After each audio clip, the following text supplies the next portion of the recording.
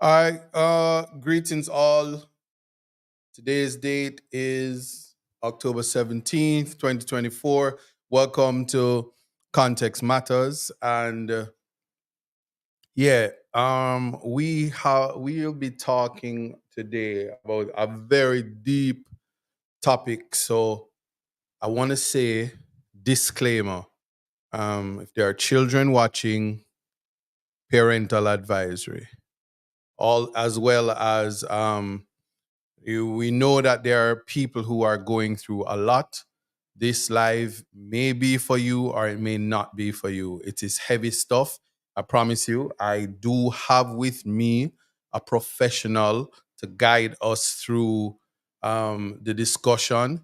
Clive Jide is here from the United Kingdom. He is Nigerian, but straight out of London. Straight out of the United Kingdom. Good afternoon, all. And if you're there on TikTok, thanks for joining Reggae Global Radio, our flagship station. Um, just pay close attention to the discussion. The topic is depression, suicide, and the absence of God. The context that we're looking for is the concept of strong versus weak. What do I mean by this? Does it take a strong person to remain alive or a weak person to remain alive? Does it take a strong person to commit suicide or does it take a weak person to commit suicide? There are different views on this topic. I will share mine, but after our expert pretty much sets the standard or sets the pace as to the parameters of the conversation. My decision to do this show is we are living in a global where globalization and internet access has changed the dynamics in terms of how people receive information. Why is that important?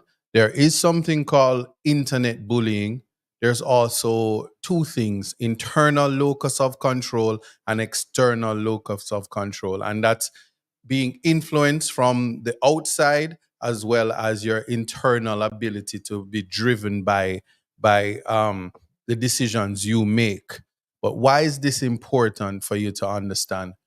I think the pressures of life has caused people to find themselves in very unfortunate situations. And as a result, I don't think there's enough guidance, especially for Afro Caribbean, Afro American, African people, Black people in general. They do not respectfully seek guidance and help whenever it is necessary to do so. I won't make fun of persons in the Jamaican space in government where our former president of the Court of Appeal had recommended that someone with the expertise as my guest probably offer some free assistance because people were going through some mental illness.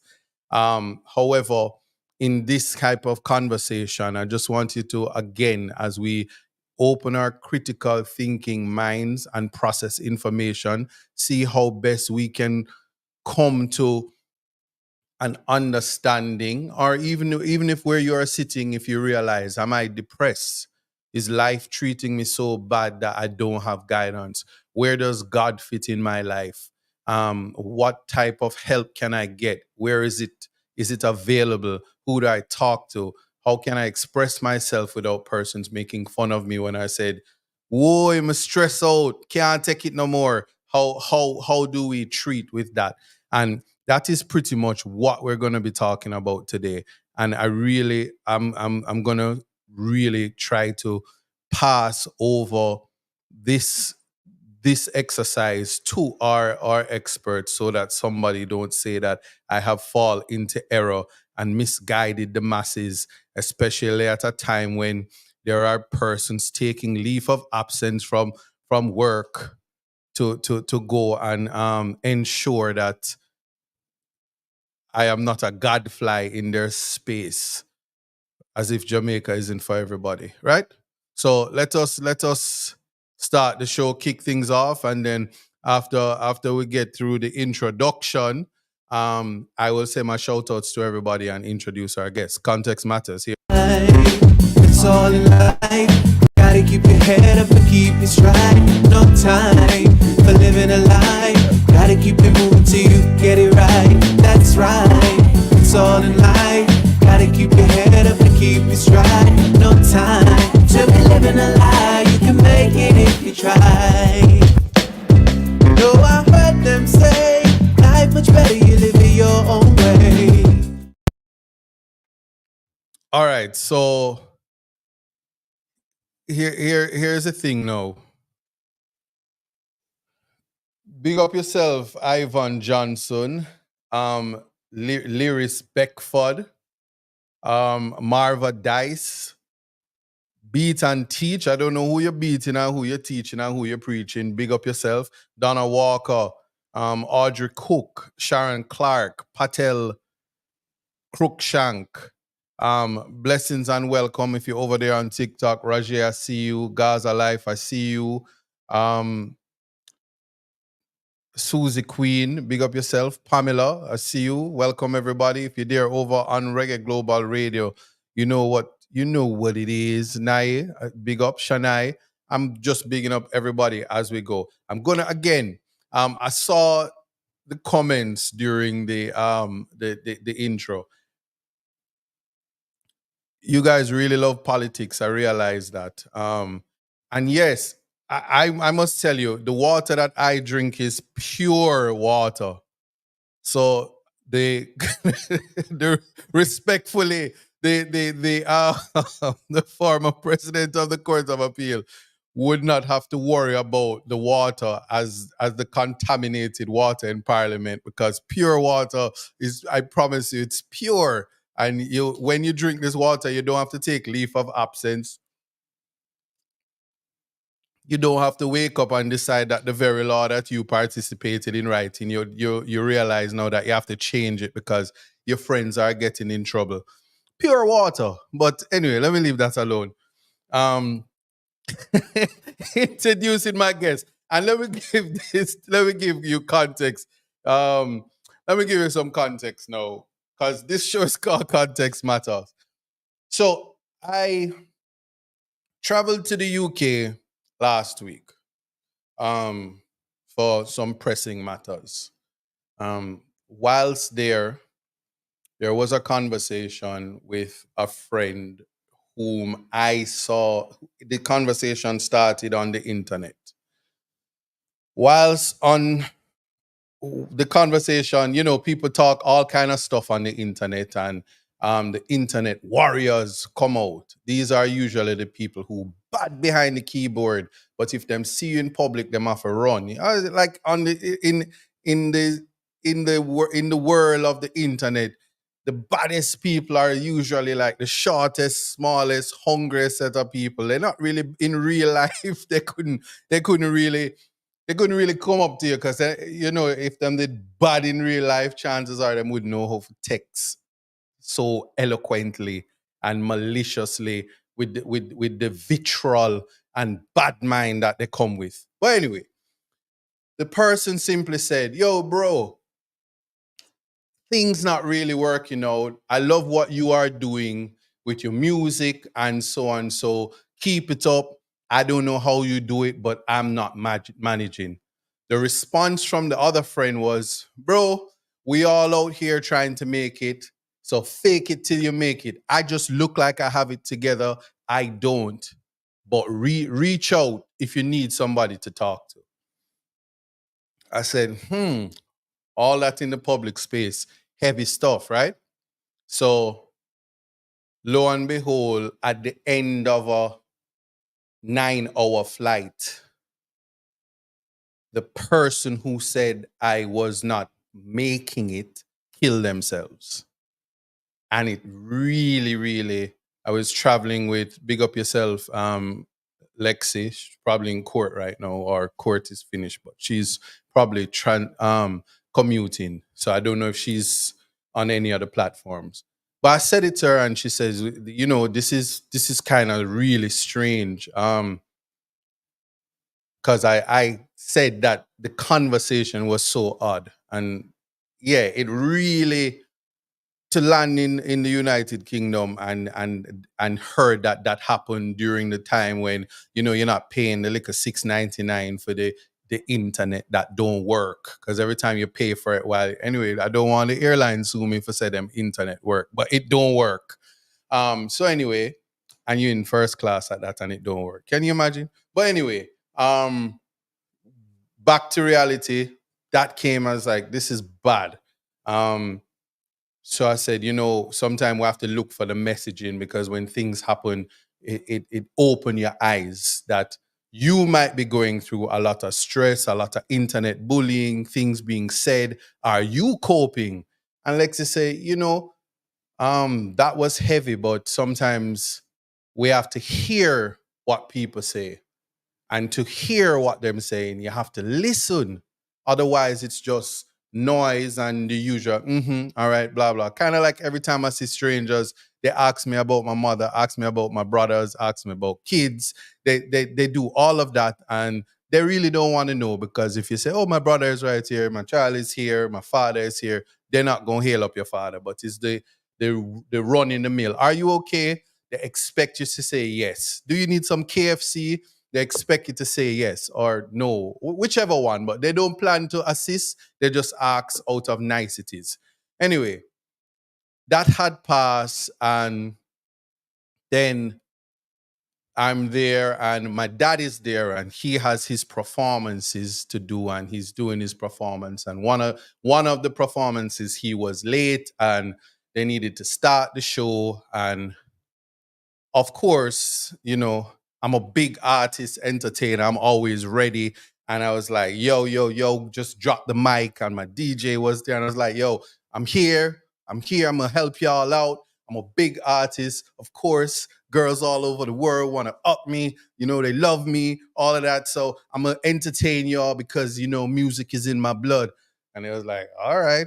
And then I just hit them with a big song. That's cool. And then I was like, all right, I'm done. And then they're like, yo, we want more ISAT. I was like, y'all really want some more? All right, here we go. And then, but you see, when you're not a professional, you get tired quick, and you get cotton mouth, and you have to run off. Anyway, after all of that, finish going back to central London. Other friend is there, and I'm introduced to a professional. So unlike in other spaces that you go, when you meet people who are humble, um, just a spiritual sense of wellness and growth, and just, I can't even find the words to describe the erudite nature of my next guest. Humility is an understatement. Anyway, lo and behold, when Jamaican people know. So what you do for your living? And I said, so I'm a professional, and I'm a psychologist. And I was like, me, usual I said, as a psychologist, what do you think about God and suicide? And I start act like a bright, and everybody know I'm the dumbest Jamaican to ever walk the face of the earth. And we talk, and then they're like, okay. And he repeated words from the conversation that I had with Lexi. If you don't know who Lexi is, Alexandra LaBeach, attorney at law. And verbatim, we were consensus ad idem, as in we agree word for word. And I immediately say, this is energy, and this is what this show is going to be about, because God spoke. And if that wasn't enough, Mr. Clive Jide, he agreed. He says, of course I'll do the show. This sounds interesting, and I would like to share my ideas and thoughts with the world. But this is coming from a place where you don't know where people are coming from, but where you find them and where they're going can only be of God. The conclusion that came from all of this conversation was, without God, you're nothing. We are weak. individuals whom our strength cometh from the Lord, God. And so we found out, and there's an artist in Jamaica that did a song, and he said, "Lights out." Something about dark room. But I don't know his name, but it's fine. He had a very, very good song. I'm giving him credit because it speaks about finding God and unleashing your inner strength. Me, myself, and I, and my shadow. Somebody gonna tell me his name, you know. When he goes, me, myself, and I, and my shadow. Yeah? And that is what's so important. So we were walking, that's myself and Lexi, the next day. And we enter Leicester Square. I'm telling you the places, but you can Google, you know, so I'm giving you all the information. And when we are passing, there are some Muslims who were setting up, I guess, a booth. And the words, Lexi, you're supposed to be helping me with this, you know. The words from, I bet you Lexi did all take the thing. The words had to deal with finding God, and see, even walking in divine purposes, finding God is very important. But the words said something like the topic of the show, depression, and you have to see with me, the topic is so heavy that I couldn't even use the assistance of graphics like I usually do. I crave your indulgence. I don't want to misquote this, and this is so important. Found it. It says depression, anxious, unhappy. Only in the remembrance of God do hearts find peace.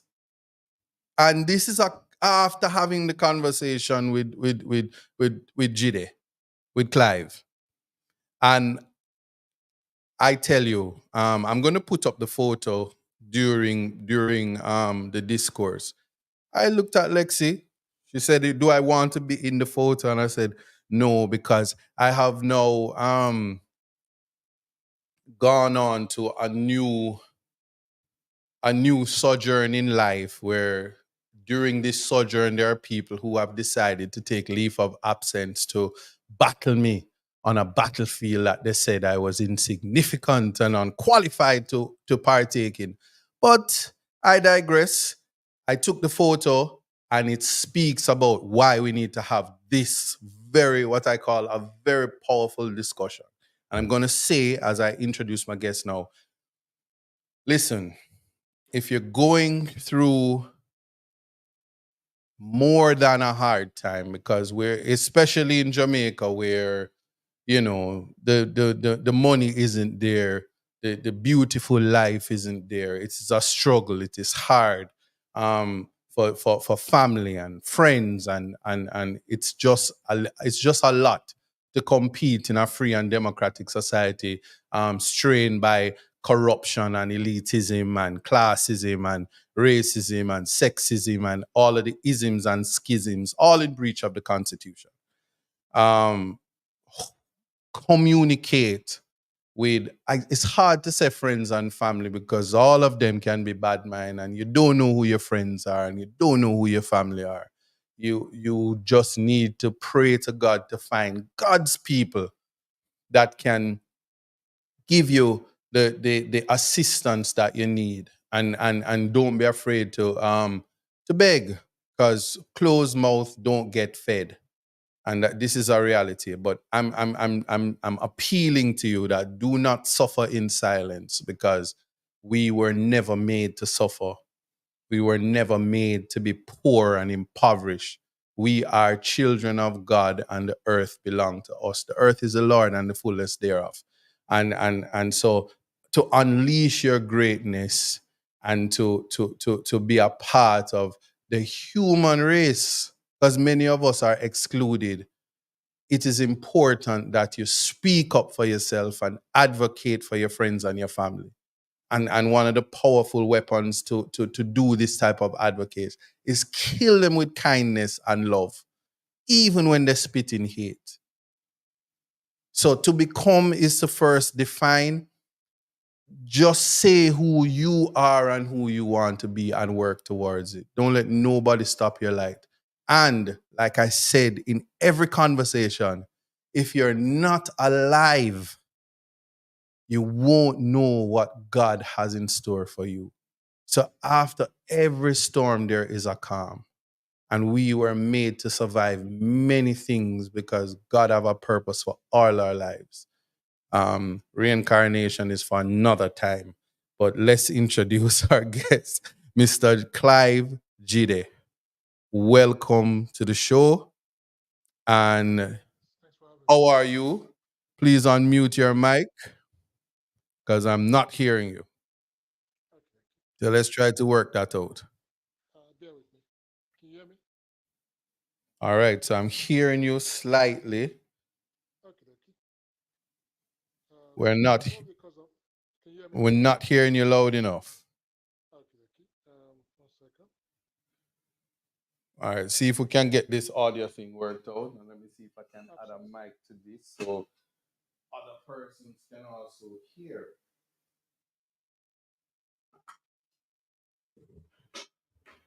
I'm gonna try this. Yes. Are you guys hearing Mr. Jide? Still low. It's still sounding a bit low.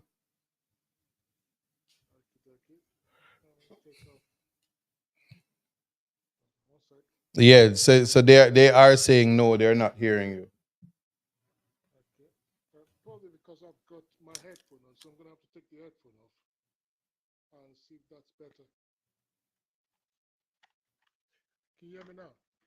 Still can't hear you.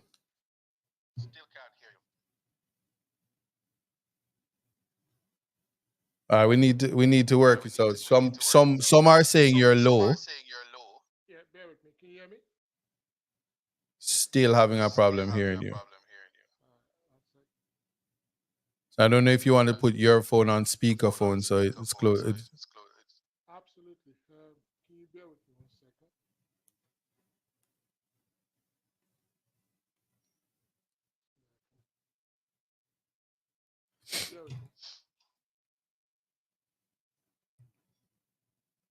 All right, so you're muted again. Still not hearing you. And I've increased the volume all the way up. It's low. Just put the phone to your put the phone to your mic. Let me put the phone to your mouth.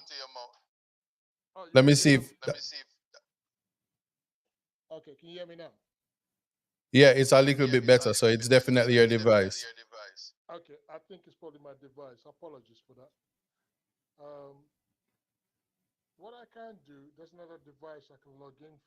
All right, if try that, and in the meantime, I'll just continue to speak to them.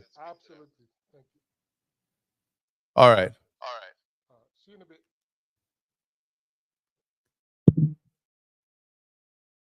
Am I still echoing? Oh, that's probably what it was. He has. I think he's listening to something. The echo is gone. I think it's gone. All right, so guys, let me do as promised.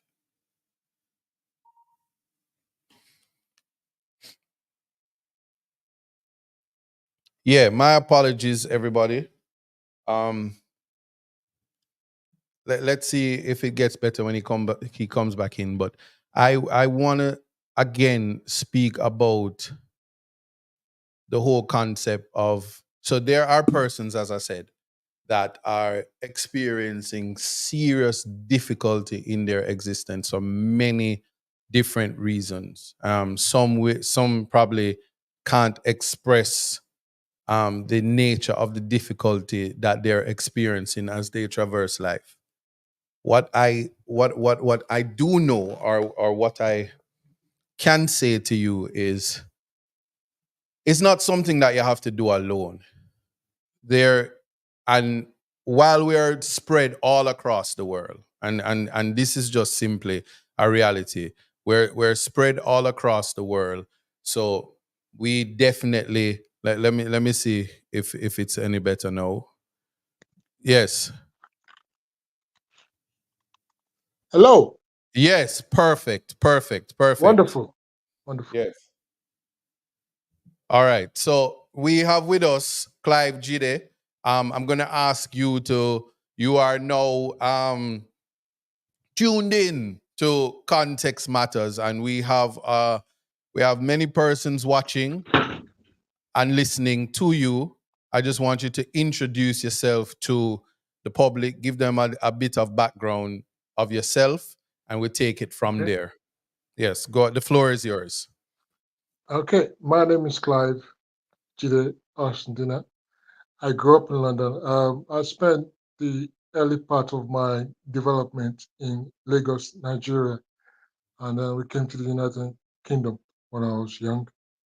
I went to school in an area called Brent in London, an area called Kilburn, which is quite multicultural area.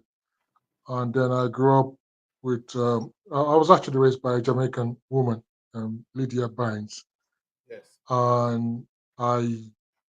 Well, what can I say? I was into sport for quite some time, and then I went to Liverpool, spent considerable amount of time in Liverpool, and I was actually nurtured and trained by a psychiatrist who got me into university in Liverpool, where I did psychology.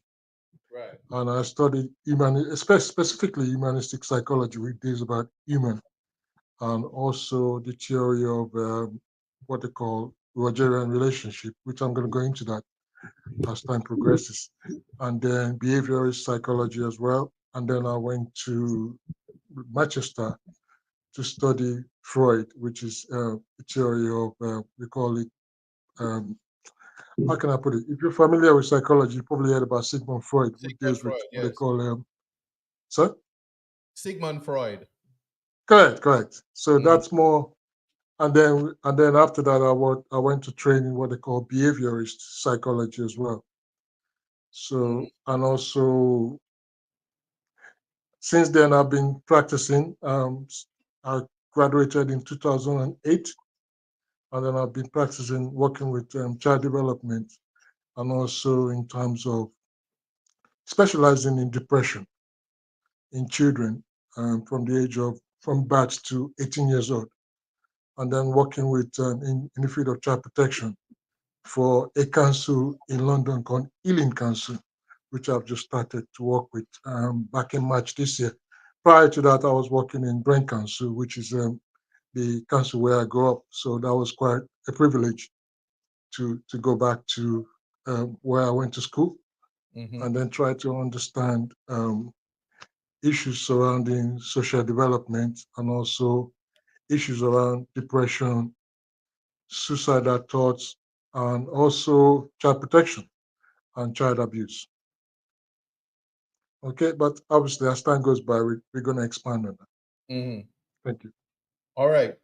So you are a qualified certified psychologist. Just making That is that correct. That's okay. correct. And I work in the field of safeguarding children Okay. No, I'm and happy you said that. social work. So for the benefit of everybody, we have about three things that we need to define to put things into context. The first one is depression. What is depression? Let's start there. Depression basically is the well, it, it depends. You can classify it as the irrational emotional responses, which comes Mhm. from well, anybody can get into a depressive state in the context of when something is happening around you Mhm. and you've you've it's more to do with in terms of your thought processes. Mhm. So it's a lack of it's a diminution. We call it diminished thought processes, really, which then lead to irrational emotional responses. Okay. All right. So let's expand to depressive episodes.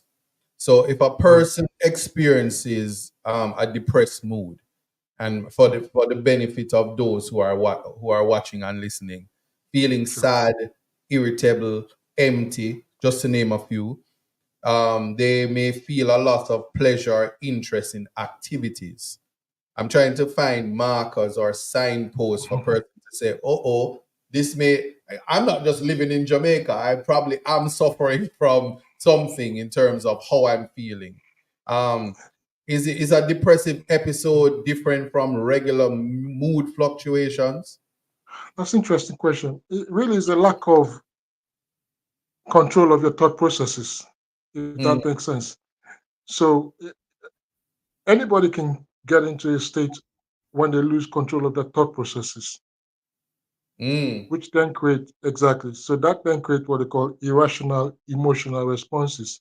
For example, I'll give an example. I mean, you could be maybe thinking in a certain way whereby you're happy, mm-hmm, and then all of a sudden maybe something happened that sort of sway you away from your normal thought processes. Because really and truly, a depressive state is a state whereby maybe some triggers where maybe you went for an interview, you didn't get a job, or it varies. I mean, when depression occurs, is normally when you're not in control of your thought processes right, on a daily basis. So you could be sitting down, maybe something says something, or you're going through a transition. For example, right, maybe you get into it, you're married, you got divorced, or a transitional period whereby you lose your job. It varies. So there's no distinctive episode that could create depression. It could be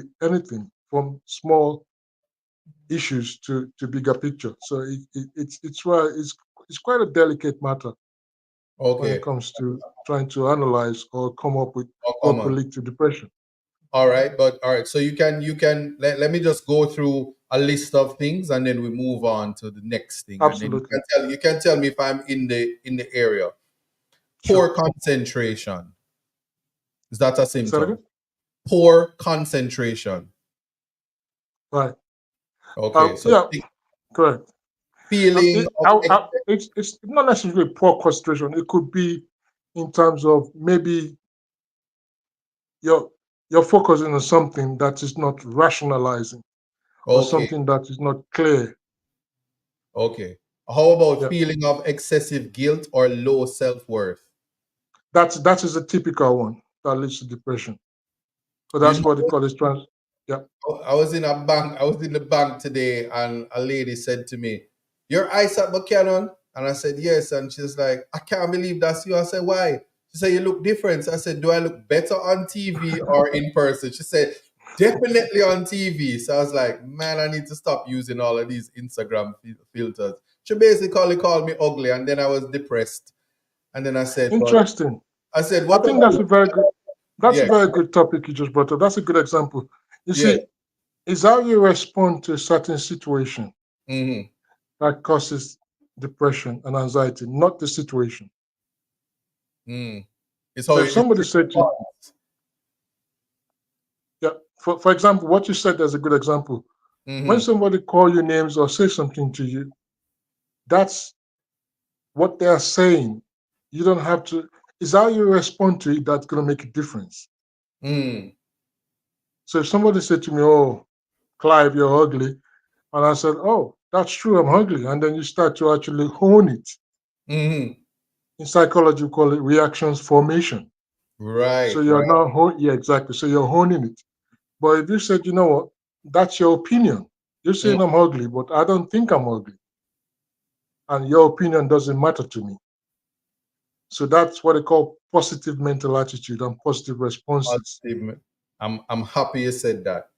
Oh, positive mental attitude. Yes, that's Correct. the response. I think I have positive mental attitudes, and that's why it Absolutely. hurt me. So then you have Absolutely. hopelessness about the future. Is that one of the symptoms? I said again. Hopelessness about the future. What do you mean by thoughtlessness about the future precisely? Hopelessness, feeling hopeless. Now that's a good question. When you Yeah. feel hopeless, now hopelessness could happen to anyone at any time in their formative years or in their Mm-hmm. development. But when you're, I think it's not so much hopelessness. If you have so much, if you emphasize so much and put a Hmm. lot of emphasis on something that hasn't happened yet, Right. that could be a trigger. Because if you're, I mean, for example, somebody could be talking about, okay, I want to do this, I want to do that. But the reality is, are they actually working towards that process? And Hmm. sometimes they could be working towards that process, but have too much higher emphasis on that achievement and not being honest with themselves. So in that Right. sense, that could then lead to depression and very Okay. dangerous. Loving that. What about thoughts about dying or suicide? That's interesting. Um, Dying or suicide is actually on a higher platform Mm-hmm. of triggers of depression. So that's a definitely Yeah, identifier that you're absolutely. depressed. Yeah, Okay. correct. Correct. Um, this one is tricky because if based on the answer that you give me, I think all persons who work suffer from this disrupted sleep. Say that again. Sorry. Disrupted sleep. Oh, that's interesting. Um, That one. yes, insomnia. You see, the problem with that is when you're not getting enough sleep, obviously that sends a trigger into your central nervous system. Mhm. Exactly. And Okay. I mean, they'll tell you what lobotomy is, which is, the frontal lobe. If you're Right. not getting enough sleep, for example, that triggers in terms of how you're reacting to your surroundings. So you get to be very agitated, Hmm. and you could then do something irrationally because rest, when your body rests and wakes up, the way your brain works is different because you've rested very well. You wake up more calm, more relaxed, and more able to actually tackle everyday issues that come into your way better. Right. But if you're cutting your sleep, maybe you're getting 2, 3, 4 hours sleep a day, that is irrational. And that is a big trigger as well, probably on the second threshold for depression. Wow. Um, so you don't believe in Rihanna's song "Work, Work, Work, Work, Work" because some of us just work. Um, We don't. It's not that we don't want to. I, We have to work.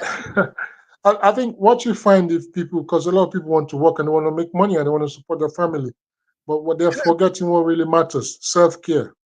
Mm, And self-care comes from knowing when to cut off and get some rest. okay. Yes, I'm glad because you if you answered that. overwork yourself, it affects the way your brain actually takes information in. Because when you overwork, it leads to stress. And stressors are the big triggers to suicidal thoughts. Everyone knows that. Oh, so you see, I'm gonna cluster these now. Changes in appetite or weight, and feeling very tired or having Interesting. no energy. That's interesting. Now, that's another stressor because when you're eating so much, Mm-hmm. it is, I mean, how can we did a study on that many years ago. Um, it's called, a lot of people that are depressed, they eat a lot.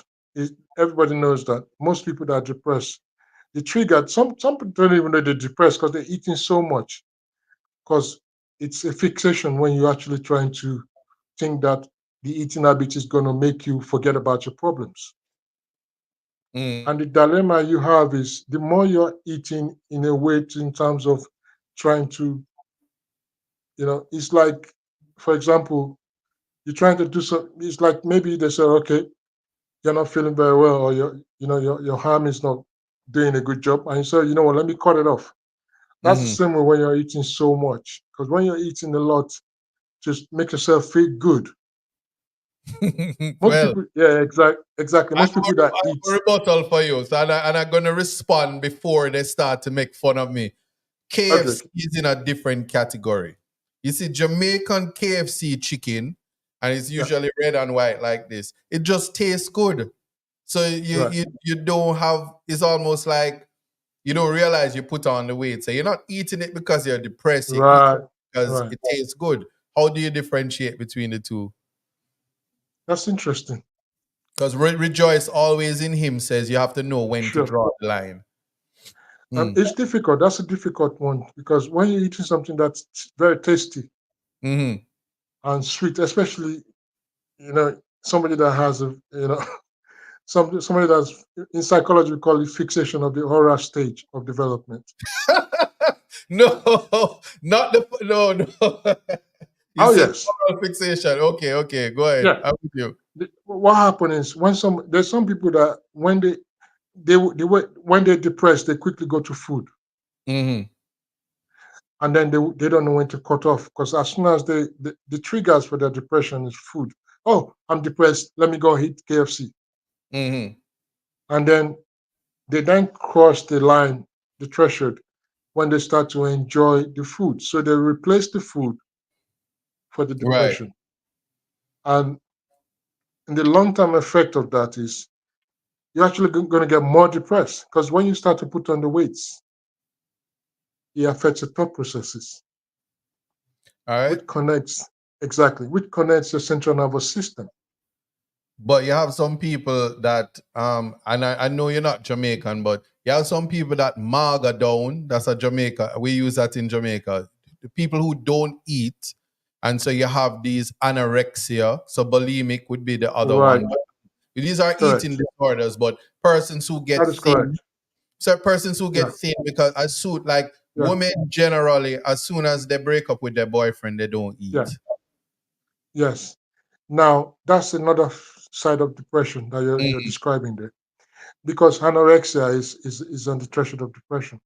Mm-hmm. And a lot of people, what you find is when mental health kicks in, some people will say, okay, you know what, I'm not going to eat, I'm going to stay away from food. Maybe food is not good for me, or this type of food is going to make me fat, so I want to be slim. That on its own can actually lead to very serious consequences in regards to Mm-hmm. how you're actually viewing your world and viewing how you perceive the world. Because if you stop eating or you reduce the body needs food. Let's be frankly honest. We need food, we need water to function. But Mm-hmm. it's about what kind of food are you eating, and also are you in control of your diet and the food that you eat. Those two things really matters Mm-hmm. when you're dealing with triggers of depression. It's about making sure you eat a good balanced diet. I mean, vegetables need to be implemented. Some people don't like vegetable, and you see that most people that actually eat junk, they meet actually 80% of depressive people and people that Mm-hmm. commit suicide. Yeah, there's a link 80% between of say that the eating. yeah, Repeat that. yeah. Oh yes, there's a link between junk food and also because they call it the oral stage. So that what they do is they eat a lot of junk and also they drink alcohol or drink. So because their gratification of making them feel happy is to put Mm, something in the mouth. okay. So every time they feel depressed, they just run to something to That's gratification right. of Right. put. Yeah, yeah. Okay. So we're gonna transition to suicide. Interesting. Do you want to give a definition, or I should use mine, and you tell me if you agree? Which one? You can say yes first, and then I'll tell All you if right. I So agree. the layman, it's the act of ending one's own life voluntarily, or the act or instance of ending one's own life intentionally. Intentionally. Mm, You want to give me a more clinical one? yes, please. It's more to do with irrational emotional responses is what lead to suicidal thoughts. Mm-hmm. Because your emotion, it's obviously that's the first point. The thought processes Mm-hmm. and your emotion be connected. So if Right. you're having an irrational, exactly, if you're having an irrational responses, because it's how you respond to the situation or whatever you're going through that determines how you're going to actually address the situation. Right. Exactly. So, for example, now, maybe I'm not feeling good or somebody says something to me. If I'm irrational, then I'm going to say, oh, why is it that to me? And then you start to think. Some people that think logically will not respond negatively or hurt themselves. They will actually challenge that person. But people that think irrationally will want to hurt themselves because of what's happening to them. They blame themselves for what's happening. They don't realize they actually outside any event, any situation that happens in our life is how we respond to it that makes the difference, not the situation. Right. Okay. Yeah, Um, we're good with that. So we have yeah, depression, we have suicide. absolutely. Now, But I've got more on the suicide. I think I Mm, need to say more on the suicide. The suicide bit is quite mm. tricky because you can actually be happy and still commit suicide. But are you happy though? I'm glad you said that because Ain't that interesting? yeah, Yes, because you see, there's some people that have everything that they wanted. They got money, they got everything, they got a beautiful wife, kids, and we used to wonder why commit suicide. When you look at everything they ever wanted, I think what happened is some people will set themselves a threshold that, oh, I want this, and when they get that, they say, what's next? And then they go for that, they get that, what's next? And what's next? And what's next? And then they achieve everything they ever wanted. They are happy in a certain way, but spiritually not.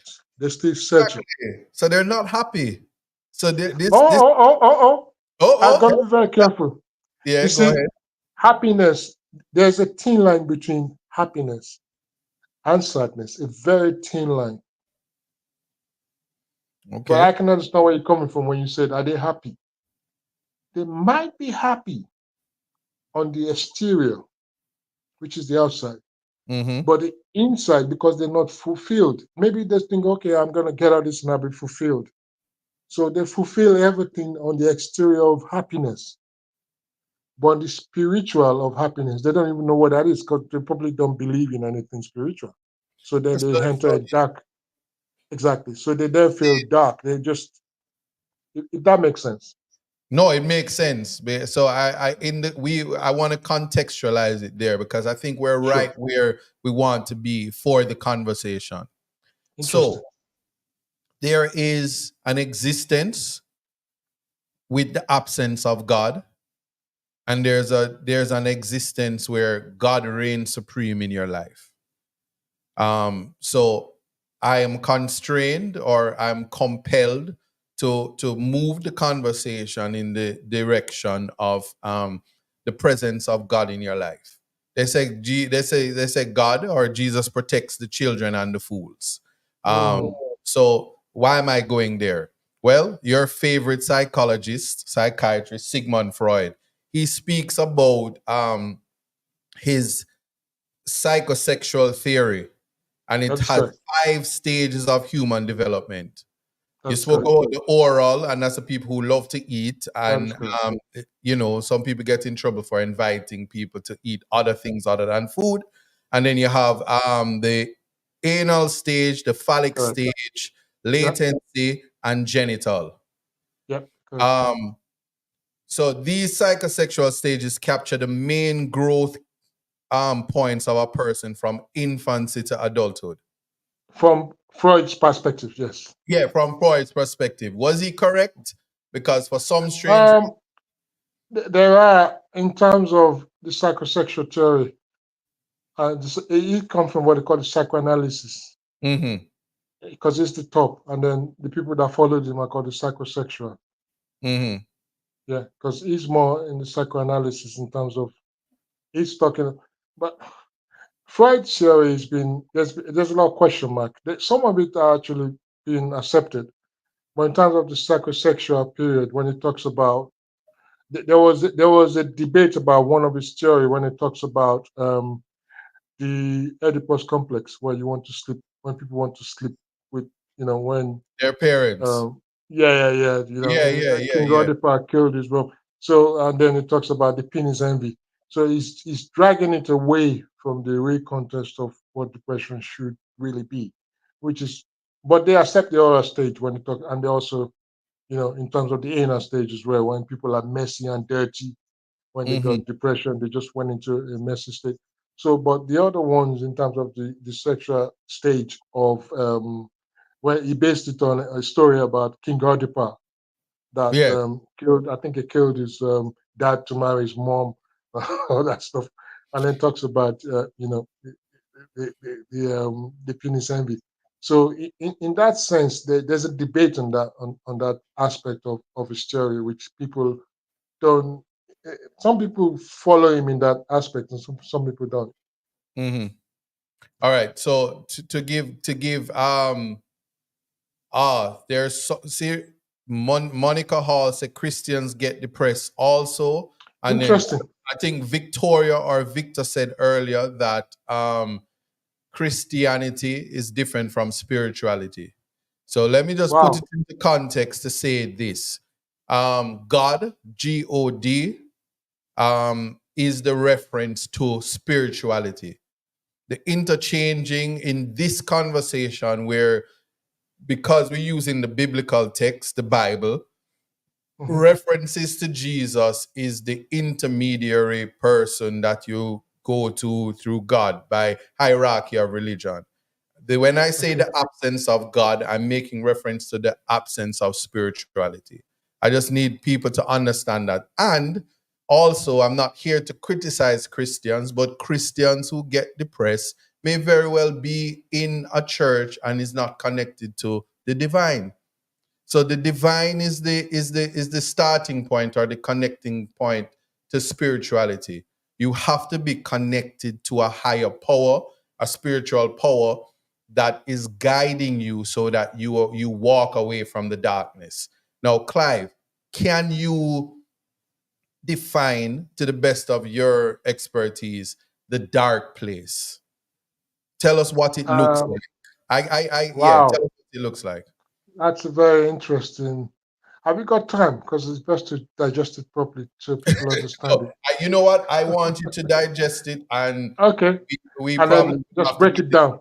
Yeah, but Okay. start with that place, and people, Absolutely. please. I will. I'll do that. Yeah. Now, it's best to reference theories as well, because that's what led me initially Hmm. to the understanding the dark place and the dark room.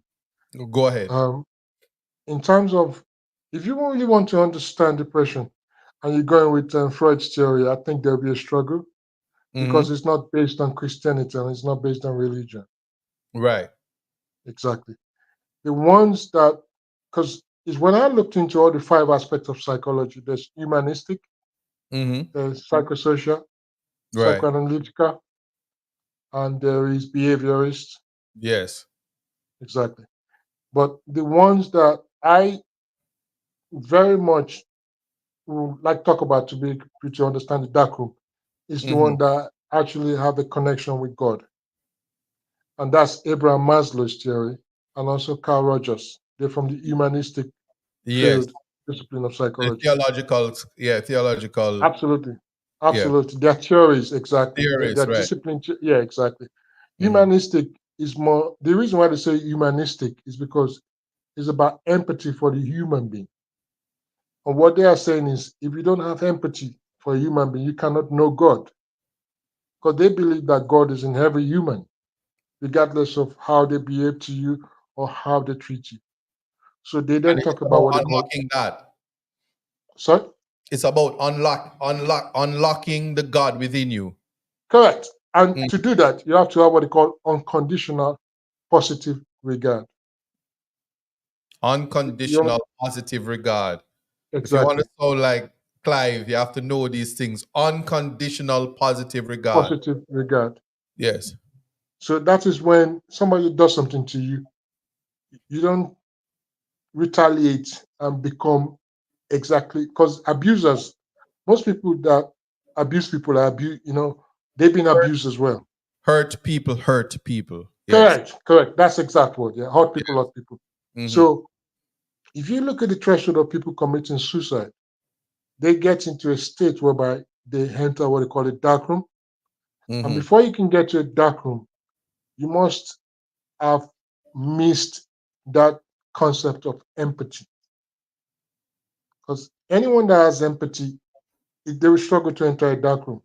Because empathy first has to start not from you, but from people that you meet on a daily basis. Mm-hmm. And looking at, reflecting on how you treat them, not how they treat you. How they treat you doesn't matter. It's how you treat them.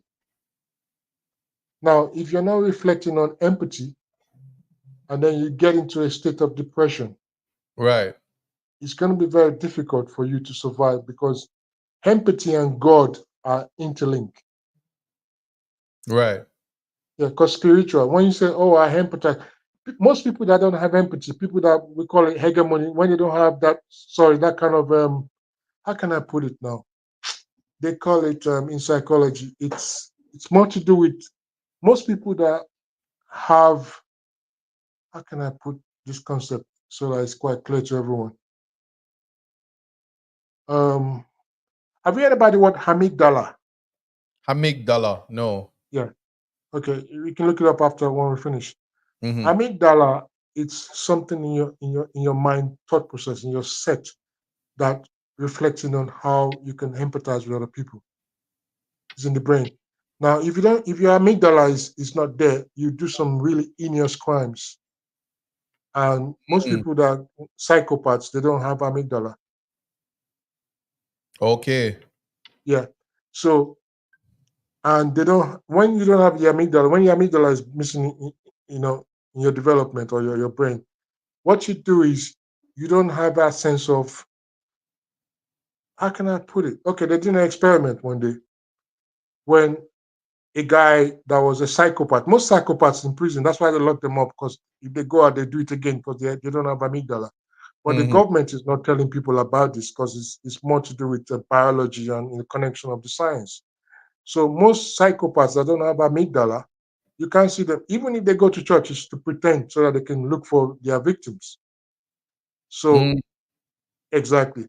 So if you don't know God, you don't have amygdala, you're doing things, you're thinking in a way whereby you're stressed out, you're blaming the world for where you find yourself. Mm-hmm. You go for jobs, you don't get it. You sit down on your own. That's when we say you're in the dark room.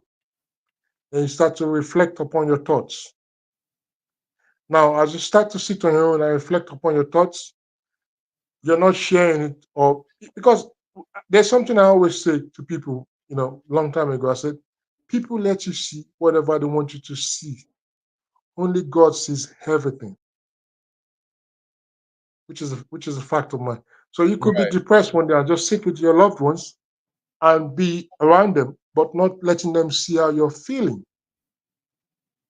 Now, if you have God, God is about sharing, isn't it? That's what they say. Yes. Yes. Yes. Exactly. So if you sit on your own, you're not sharing how you feel with your loved ones, or you're keeping it to yourself. You don't want to tell people about how you feel, and then you go into a dark room whereby you're thinking about what's happening to you, blah blah blah. There is a chance that you may not make it out because you don't have anyone you don't have any extra factor to rely upon that is away from your physical being. You don't believe in God. You don't believe. You say, oh, what's the point living? Mm-hmm. Then you may end your life. But if you have that fear of God, which comes from being empathetic, humanistic, Mm-hmm. when you enter a state of depression, which go take you to a dark room, you start to feel that there is more to life. It may not be as loud and clear because you're in an irrational state of mind. Right. But however, because you start the process of you thinking about, okay, I'm depressed, I'm in this state now, I don't know what's going to happen next. Trust you me, when you're in that state and you have the fear of God in you, Mm-hmm. there will be something that will trigger you to have the right responses. All right. Pause for 1 second. We're at the 5 o'clock hour and have to take the reggae global break. Just 1 second. Okay. It's all in life. Gotta keep your head up and keep it straight. No time for living a lie. keep it moving till you get it right. That's right. It's all in life. Gotta keep your head up and keep it stride. No time to be living a lie. You can make it if you try. No, I heard them say life much better you live it your own way. All right, before you start, just two things. The amygdala, Amygdala, for the Oh, purpose you of looked it up. yes, for the purpose of That's those good. who are watching. It's a region of the brain Right. primarily associated with emotional process. That's The good. name amygdala is derived from the Greek word amygdal, meaning almond, owing to the structure's almond like shape. So the amygdala is located in the medial temporal lobe, just That's anterior good. to, in front of the hippocampus. Now, why is that important? Because we are speaking about two things that respectfully is lacking in our culture: compassion and empathy. These are emotional processes that, if you even have leaders that lack empathy and compassion, you're living in an authoritarian state, regardless of the functional realities of what a democracy and a free and democratic society is supposed to look like. So, empathy is the ability to understand and share the feelings of another. They used in a sentence, he has a total lack of empathy for anybody. So when people are homeless and people are hungry and people are experiencing hardship and people can't communicate with their leaders who just reign with a hardened fist and don't care, that's a lack of empathy. And they may be psychotic, mad Correct. people in a suit, and then Correct. it Correct. may just be that the former president of the Court of Appeal, Justice Panton, was correct that there are people in suits who need psychological help. What about the Yeah. word compassion? And before I turn over back to Doc. Um, and you have to understand, there's a lot of people. I mean, I'm not gonna. I've got to be very careful because I don't want to be biased here. Mm-hmm. When people have a damaged amygdala, you cannot tell. Mm-hmm. Yes, you can only sort of suspect it. But if they allow you to actually do, medical tests on them, then obviously that's a different story. But they have to give you consent to do that. You have to consent. Right. So you could see some people walking around or even make it to government Mm-hmm. or be in a position of power with a damaged amygdala. Right. What they do is they actually get a perverse pleasure from watching people suffer. Mm. That's what, yeah, exactly, which is dangerous. But that's actually what keeps them going by actually feeding just very perverse pleasure from watching other people suffer. So like a serious psychopaths and not Yeah, psychopaths. we don't call them psychopaths really because they haven't really committed any psychopathology. What they do, yeah, we call them narcissistic. Narcissist, yes, Yeah, yes, yeah. yes, yes. I know that word very well, Lexi. All right, so s- compassion is sympathetic, pity, and concern for the suffering or misfortunes of others. So the victim should be treated with compassion. So victim blaming is also lack of empathy and compassion. We need to be careful how we identify these things because, and I'll just give you a quick idea of the what the discussion we're talking about looks like. A crave your indulgence, Clive. This is what the dark room looks like. If you are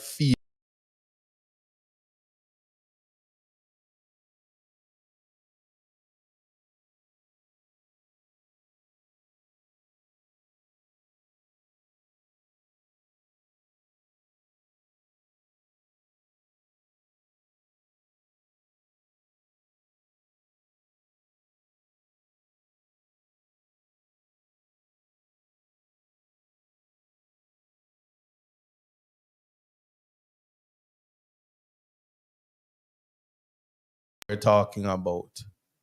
No, continue, Clive. So they said, see, I was speaking and they weren't here. They were not hearing me because I went to the dark place. I was showing them the dark screen, and Right. um, someone said we lost coverage, and Donna Thompson said, Oh, "Away you bless gone." them. That is the dark place. That dark Absolutely. screen is the dark place. I just wanted you to Good. visualize that if you're in that place, the Yeah. absence of God. Now, Jide, Yeah. there's a You're not coming out. in the in the comments, because I'm watching the comments and they're very Sure. engaged with everything that you're saying. There are persons that saying Christians don't get depressed because they're invoked with the Holy Spirit. Walking in divine purpose said something like that. Labels are something, because somebody can say I'm a Christian and they're not. They may be narcissistic and just went Right. into the church because it's a good place to prove they have compassion and empathy. I'm not here to Now, judge. I'm trying to now, just put into context the things that we're talking about. But we interesting. before I want people to think of Job, and it is in that context that I wanted to continue the discussion, because Sure. I'm of the view that you to not it take I think it takes a strong person to kill themselves. I think human beings are generally strong, but the weakness within comes from God.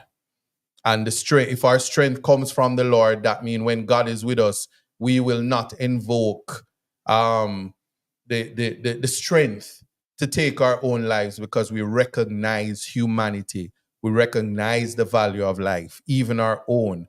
Our strength comes from the Lord. Footprints in the sand. When there are only two, it is because God is carrying us. So if we fall into the dark place but not enter the dark room, it's because God is guiding us back to the light.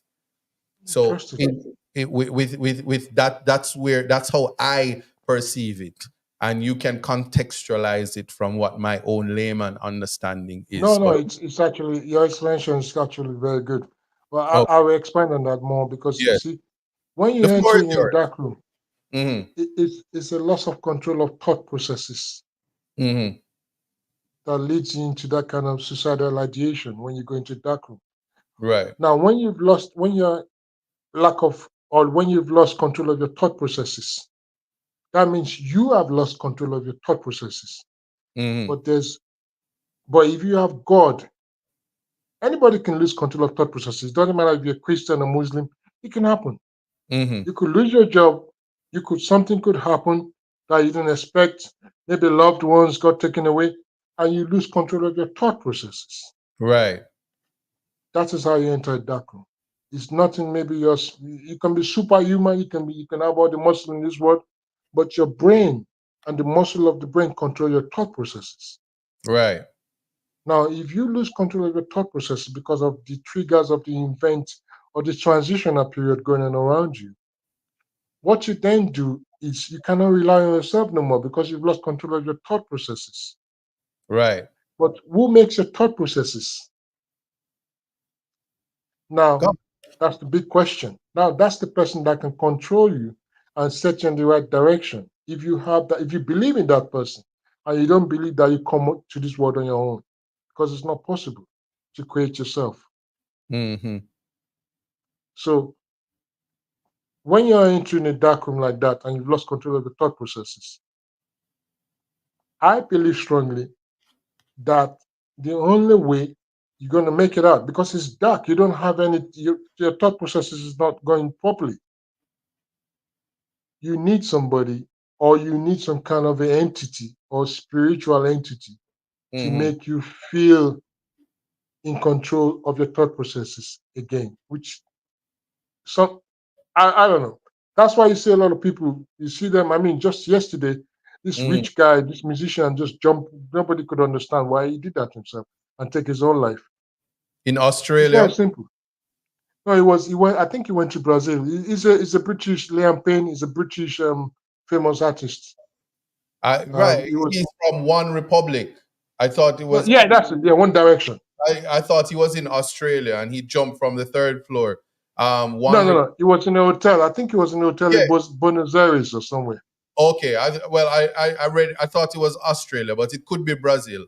Yeah. Yeah. Somebody says it's Argentina. But what we do know, he's Right. one of the member of One Republic, and they had a song, "Too Late to Apologize." No, it's not One Republic, talking No, they, nonsense. they had I a know very who it is. famous song. They had Yeah, quite a lot of songs. right. Some, yeah, but he had so much money. I mean, millions, and then he jumped. Now, people could say somebody pushed him. We don't know, but the main thing is they said he's suicidal. He committed suicide. Now, if Mm-hmm. you look at it in a bigger context, why is this guy? Because obviously he's in the dark room and he didn't come out alive. You have to ask yourself, what makes him take his own life? That's, you know, what would make somebody that had so much to live for do that? Mm-hmm. He has so much to live for. He's got money. He's got everything. You could say, oh, maybe we don't know. He entered the dark room. He never came out alive. Right. Now, there's two differences here. There's a difference to know God and to really know and fear God. It's two different things. Some people actually know God, but they don't fear God. That's a fact. They just say, oh, they pray, all that stuff. But to actually fear God, it's when you're gonna have the understanding of how value your life is. Right. Because God created your life. Well, people that believe in God will know that. You cannot create yourself. Exactly. So exactly. So if somebody can actually create you, then that's a fear, isn't it? Because that means that person that creates you can actually take you away. Exactly. So that's why Naturally. you need to fear. Exactly. So that's why you need the fear of God when you're in the dark room. Okay. Because if not, then you have no fear of anything. You're on your own in the darkness. Mm-hmm. And that is where suicidal ideation and suicidal thoughts take you to the dark room. Okay. So now the your thoughts on strength versus weakness when it comes to suicide. Do you think that somebody is strong, or do you think the person is weak? The what where are you in terms of taking your own life? That's a very interesting question. Mm-hmm. I'm not going to say they're weak. Mm-hmm. And it's not a matter of strength or weakness, really. I think it's more to do with in terms of, phew,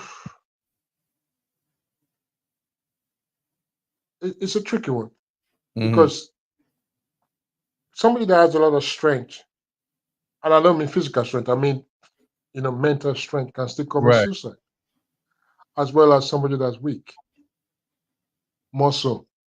So it's not a matter, that debate of strength and weakness, it doesn't come into play here. I think it comes into losing sense of your thought processes Right. because it, I mean, you see a lot of very healthy people, very spiritual, and then they get divorced, which they never expected. Right. That would take them to a dark room. But now, it doesn't mean because you're weak or you're strong. It just depends on where are you in terms of your spiritual development at that point when you enter the dark room. Mm-hmm. Now, that's $1 million question. The only person that we know is yourself. Because if you're hopeless and you lose hope and you lose everything and you're thinking negatively, the question now is how are you going to get yourself out of that where you are there right now? Mm-hmm. Obviously, you can't do it by yourself, and that is when God comes into play. So your strength or your weakness doesn't come into play when you're lost control of your thought processes. Right. Yeah, because the way you think is what determines the life you live, correct? That's true. Exactly. Exactly. But when you're thinking, when something happened and you're in a depressive state and you're about to enter a dark room, that doesn't matter anymore. It's about you now having an extra kind of extra, if you want to call it, some kind of extra factor. Your belief system will be challenged at that point. And if your belief system is weak, that is when people will then commit suicide. Mm. So then it would mean certainly that a belief system is what keeps us It, connected to life, not well, you could say that, but it's a lot more than that. or one Our direction belief was the system guy who killed is himself. what makes us humble. If you humble yourself, it's going to be difficult for you to take your life in the dark room. Mm. So humbleness, humility, and understanding is all connected. If someone says, "Okay, I've had enough of this life. I'm going to take my life," that life that you're taking, really and truly, is not yours. You believe it's your life because you're the one living it. But whoever created it is one that owns it, isn't it? Mm. Exactly. And you cannot create life. You're living, but some people don't even believe in God. So they can argue that, oh, but they cannot argue that they didn't create their life. It comes from somewhere. I had that So if you say, conversation. It's interesting that exactly, you said that. I had a yeah, conversation with my brother. He just told me that he's on the platform and he says the person who killed himself was from One Direction. No, I was having the yeah, conversation with my brother about when we get here. So somewhere on social media, there is some conversation from persons in the local space that um, I'm running for member of parliament in Portland Eastern. So persons from the governing party, they call themselves vloggers or whatever. They have said that my father impregnated his daughter, and I'm a product of, I guess, incest. Um, of course, that's not true, but they went that low. And in the conversation, I said you would have to be in a reprobate mind to come up with that type of vitriol to put out to the public. But so a man think it, so is he. But when somebody says that, why I raise it here is for persons who may have been a product of rape, may have been a product of incest. You're not the creator of your life. So when you are born, you have absolutely no decision in coming to earth. You're simply the sperm that made it to the egg first. And then you were born, and when you're born, you don't know what country, you don't know what year, you don't know what time, you don't know what place, you don't even know why. So the purpose of life has to come from finding meaning through the higher power for your existence. So if we are not the decision makers, how can we blame a person who comes into existence as to how they came here? And this we could have a conversation about those who advocate for abortion and the circumstances when somebody is to be aborted, because you don't make life, you as a human being, you can only take it. A man by himself cannot. That's why they yeah, call it procreate. You have to join with absolutely. somebody, and it has to be an act of God that brings Right, you into life, something higher than yourself. And right. so one I bring that up to put it in context, as you said. Um, we it's not our life to take, No, and we are only instruments physically of creating the temple that is to house the spirit that traverses the wherever you are in the world. right. And so you can tell me if I'm right or wrong on that, but it Just was. no, you're absolutely right. And I Yeah. appreciate you for sharing that because that's pretty deep. Hmm. I think you have to understand there is everybody's searching for the meaning of life, Hmm. regardless of who we are, no matter Right. who you are, no matter where you are. And the fact of the matter is, to be able to search, first of all, you have to start by understanding that every life matters. All Doesn't matter life who they are. matters. Black lives Yeah, matter. all All life. life Yes. matters. You matter. No, Yes. no, no black, no white. All life No, I matters. know. I said all Because life matters. And so, absolutely, mhm, yeah. So in regard to that, that's the first platform we need to get off on if we really want to understand the meaning of life, mhm, is to understand that every life matters. And okay, you may not like a certain culture, a certain person, or a certain environment, or a certain nation, but they're still human beings. mhm, And the triggers of not understanding that could lead you to behave in an irrational way because hate is the beginning of destruction. mhm. And if you're 18 and you go into a dark room, you have nothing to live for because hate is baggage. It's like you're carrying a lot of baggage around you. And then you go into a dark room whereby you're depressed. That's it. Curtains. You may not make it back, make it out from that state of mind. So it's about understanding why you're here, first of all. And that's a very big question because a lot of people that go into depressive state, they don't really understand why they're on this planet. They think they Mhm. do until some events happen or some challenges. Anybody can say, "Oh yeah, I know," but when it comes to the challenge, that's when you realize you don't even know. Right.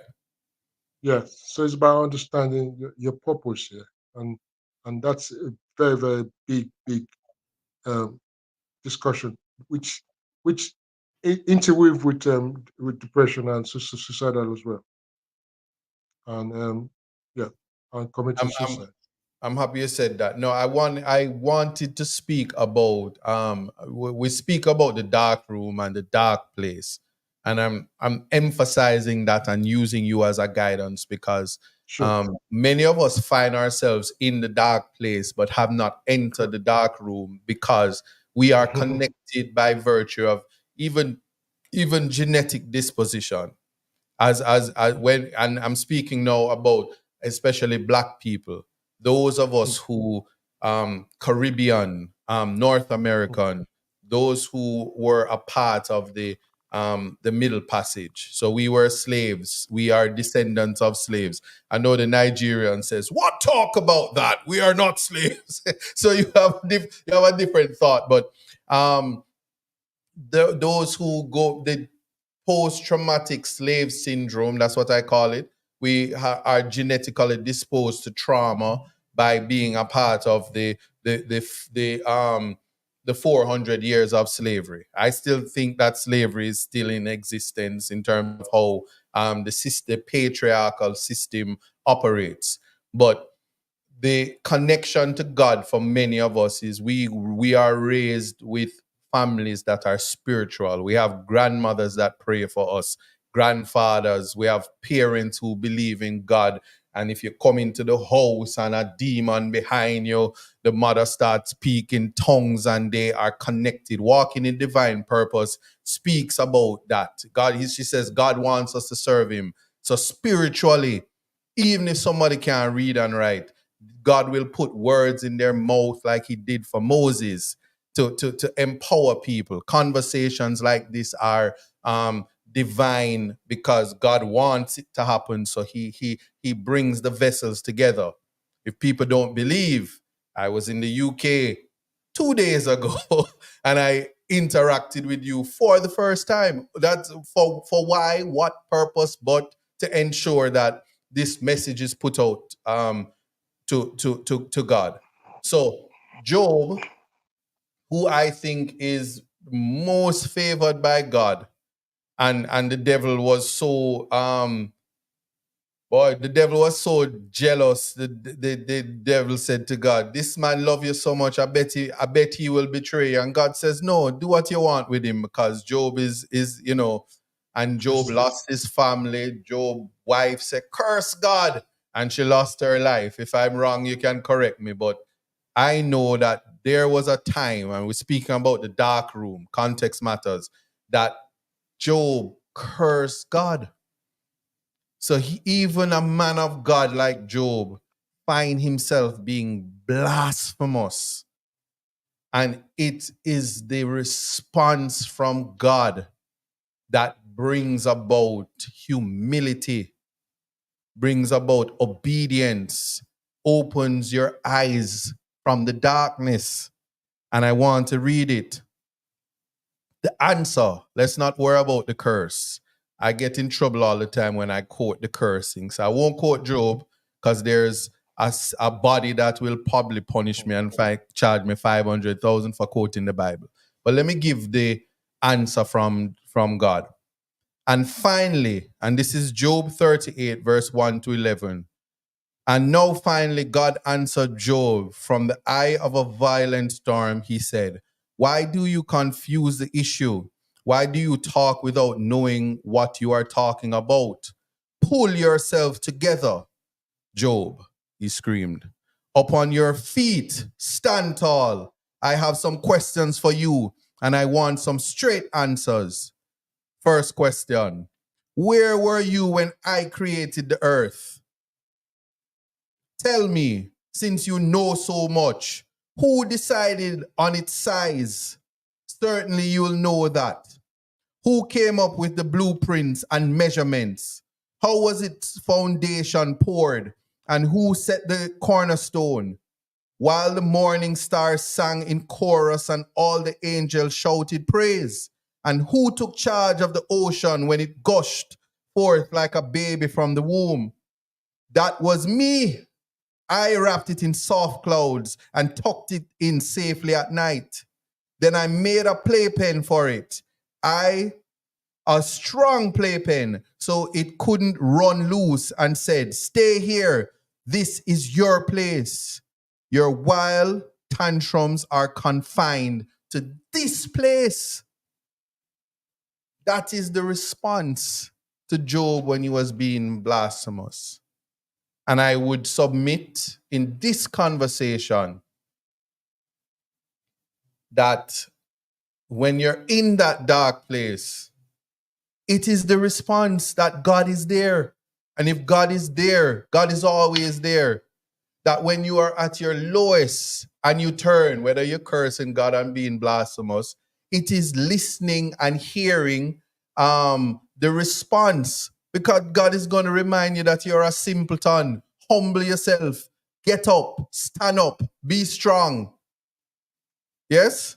And find yourself. So you said earlier, Clive, that there is some, you use the word confusion in terms of the mental thought process. What was it? Irrational Irrational emotional responses.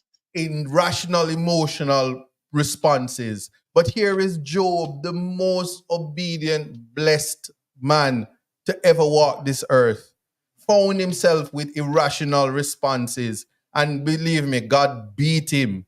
But the most important thing, he was alive for the blessings. And he lost his family, his generations that followed, everything. But God knows you. See, rejoice always in him, says God knew Job could be trusted. But God knows us. And it is our duty to praise him. It is our duty to be connected to him. It is our duty to know him. So in the absence of that is how you lose yourself in a dark place. Okay. And I can think of nothing greater but to say that compassion, empathy is as you said, the almond, what the big word, the almond thing in your brain, Amygdala. the Amygdala. amygdala has to be functioning. Okay.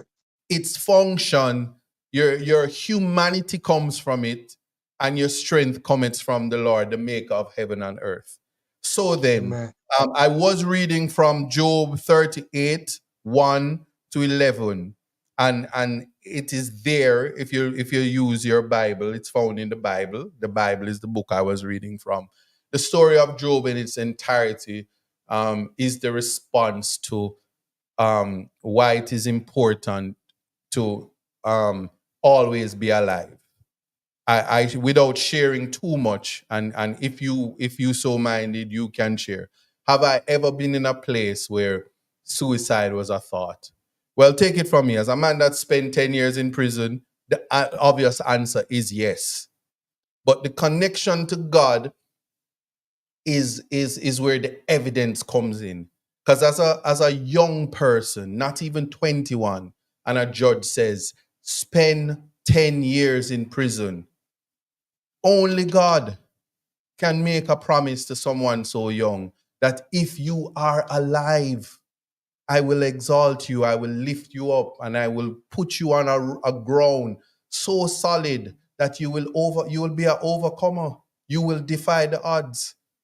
And I saw for my life that God many times made me defy the odds. And my life is testament to once you are alive, what no dead, no dashway. That's what we say in Jamaica.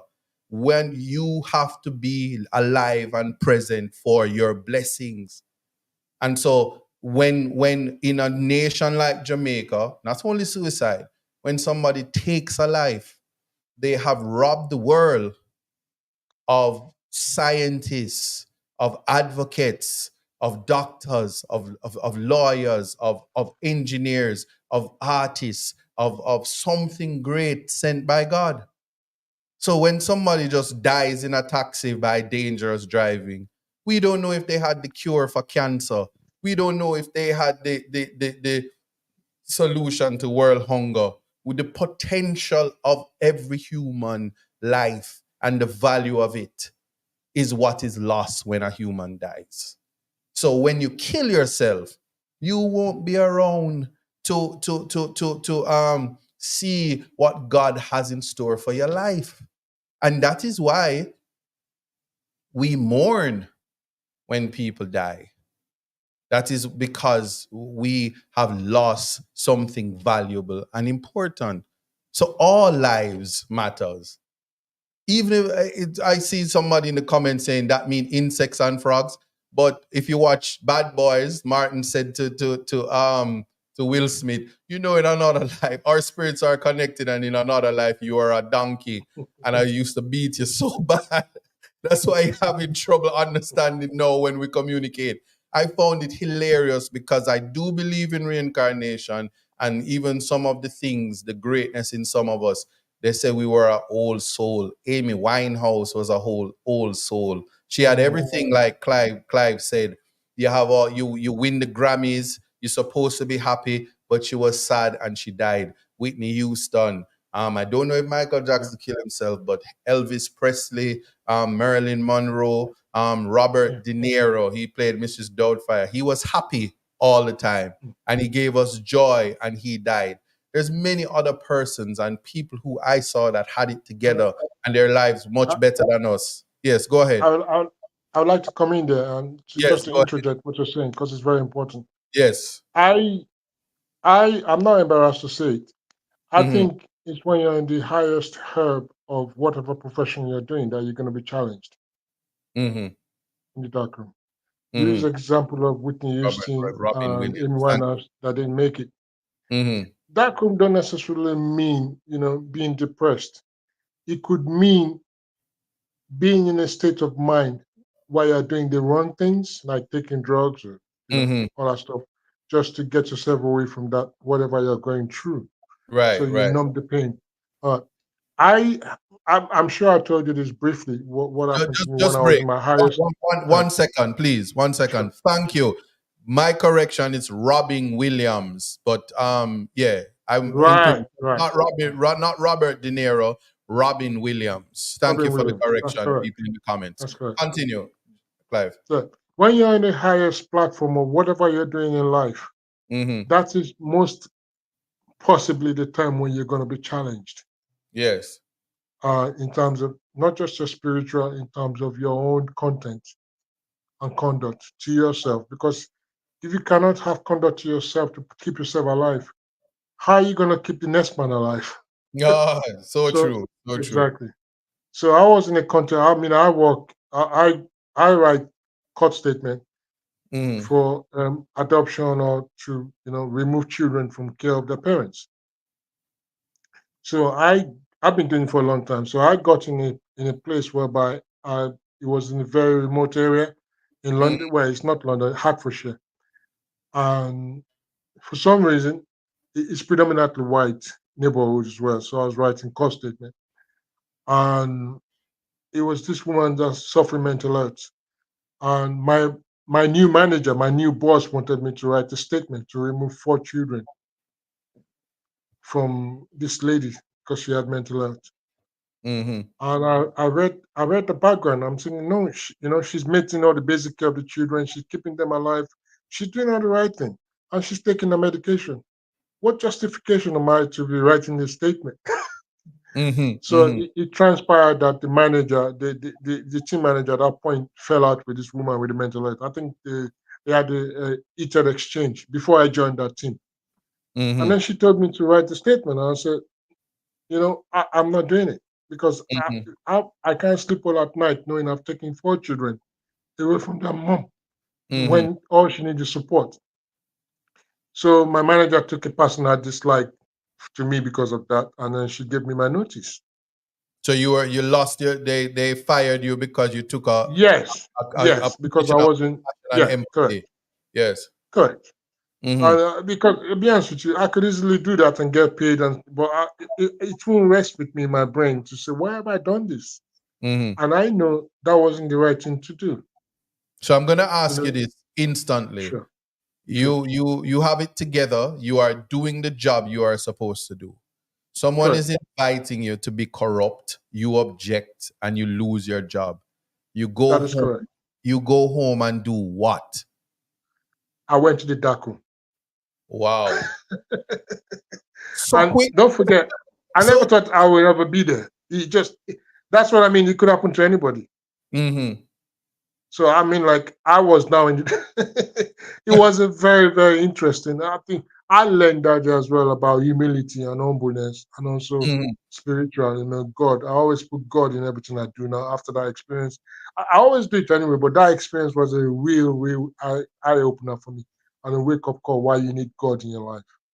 No, so So then I want you to tell me how you escape the dark room and the platform. This is your show. I'll break it down gently. I think the Yes. first thing you first need to do is to humble yourself. Mm-hmm. Because when you humble yourself, God will speak. Mm-hmm. Yeah, humbleness is the beginning.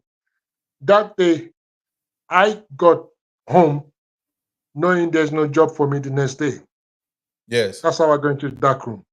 I sat there and I've only just moved to that area. I paid 6 months rent. I'm thinking, oh my God, what am I going to do now? Should I go back and beg this guy? No, because he's already made himself clear that, I'm not writing to remove the children. That's it. I'm gone. He's going to replace me. And I just sat there. With all my training of mental health and, social interaction, social theory, I was stuck. You know, it's like that's when you realize no matter who you are, God is greater than you.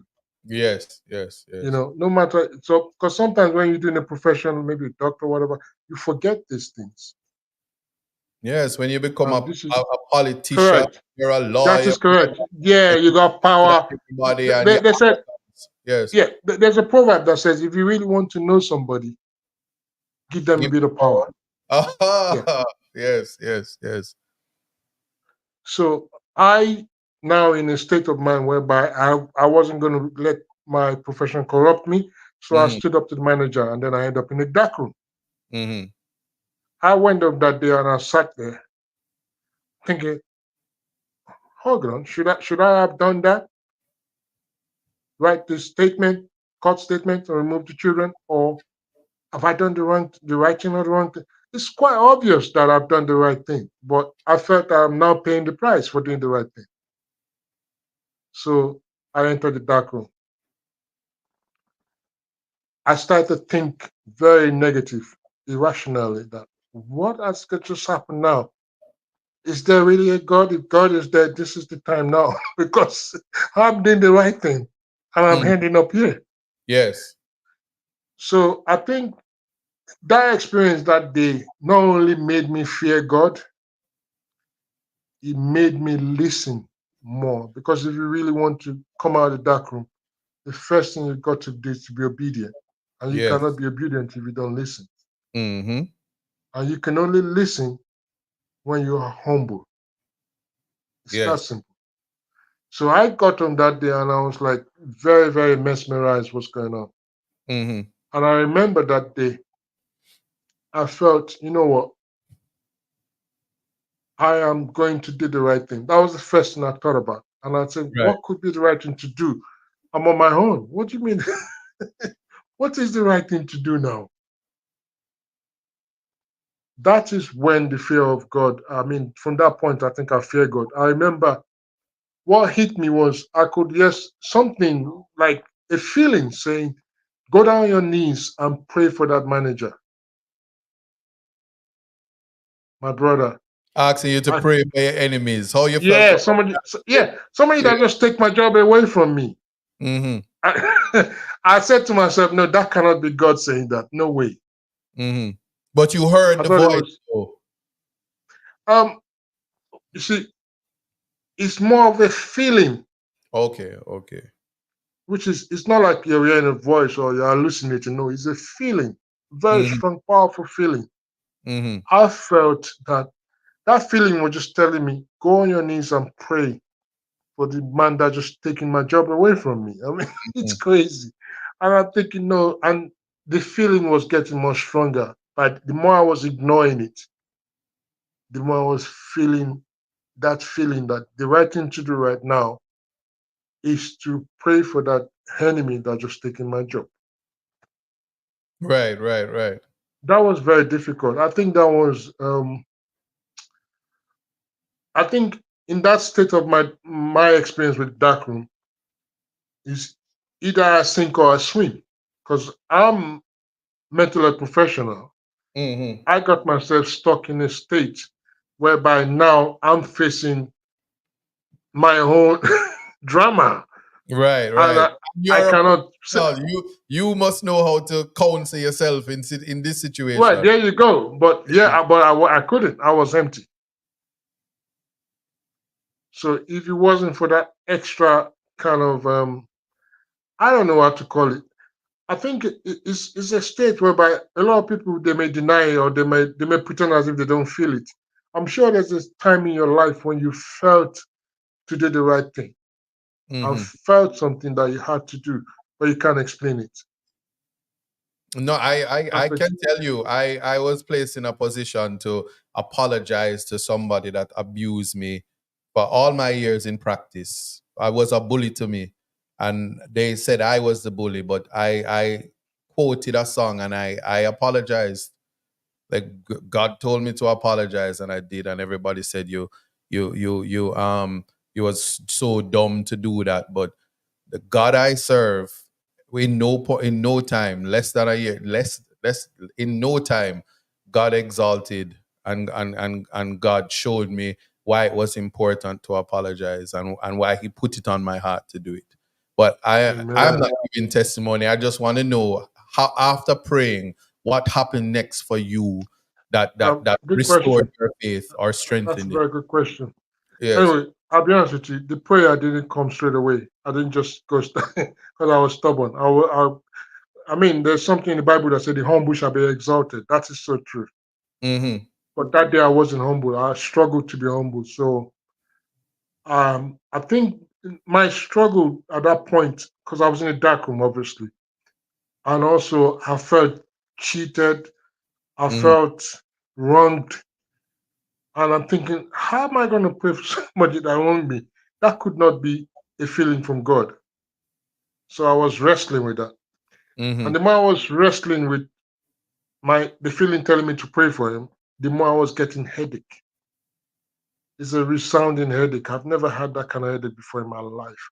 It's like somebody was banging a hammer on my head, at the back of Mm-hmm. my head as well. I was just so I'm thinking, whoa, this is spiritual now. So I'm gonna try and see what happens if I pray for it.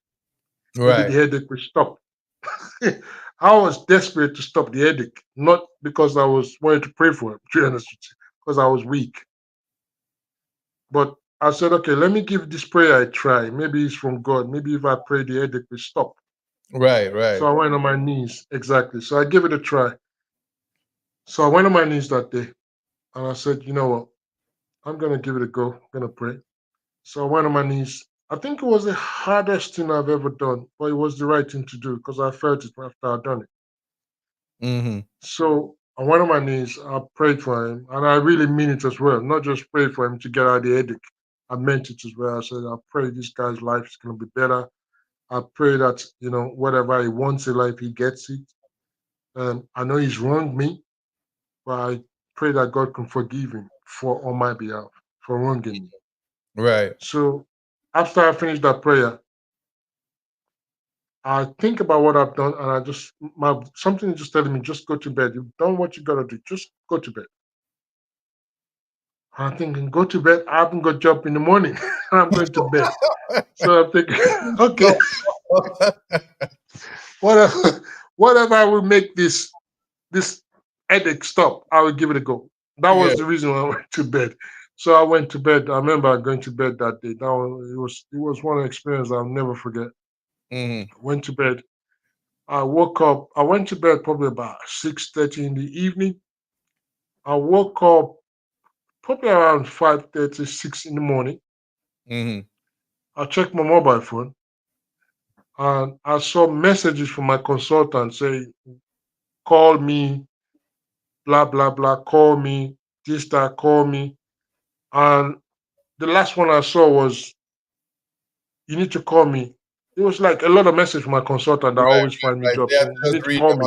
So I'm accordingly. Yeah. thinking, yeah, so this guy's left so much messages. I'm thinking, what does he want? What happened is they've already sent me an email while I was sleeping. The people that got rid of me saying he's no longer working here. So he's already now got something for me Mm-hmm. immediately. So I then called him about, I think it was when he started work, probably 10 to 9, 9 o'clock. I called him and I said, Nathan, what's all this message about? What's going on? He go, where have you been? I said, oh, I've been sleeping. He goes, oh, I heard what happened in that job, but guess what?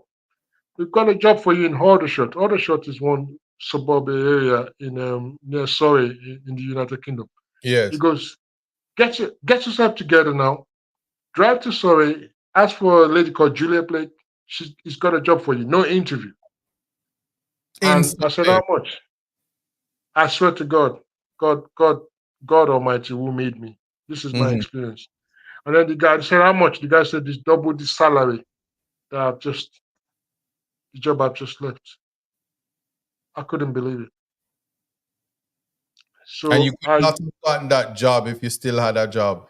You'd be struggling. sir, I'm saying you could not have gotten that job that was there for you if they didn't fire you. interesting, Mm-hmm. interesting. And I believe strongly that when you enter a dark room, there's a purpose. Mm. It's to test you. God wants to test you. That was my testimony because I think with me, I've always believed, but I don't go to church and everything. But that particular day was a test Mm-hmm. because because you can't lean on yourself. You need God. Right. I was leaning on myself throughout until that moment when I entered the dark room and I realized that God wants you to lean with Him because He knows you. And you just have to believe and Right. trust everything that is the direction that God gives. You just have to believe and follow it because He could give you a direction that doesn't make any sense to you, but God knows why He's doing it. So Mm-hmm. when God says go to bed, pray for Him, all this stuff has already been my will. If I hadn't done all that, I probably won't make it out of the dark room. Mm-hmm. And that's because even though I don't go to church, I had God and I took a chance. Okay. Amen to So that. yes, I'm, I'm, yes, you I'm got to thank- take a chance. I want to thank you for sharing your story, but I think it's more than a chance because there is a significant lesson learned from what you just said, and it's about communication. I think one of the biggest things that's lacking, even before empathy, compassion, is the ability to communicate.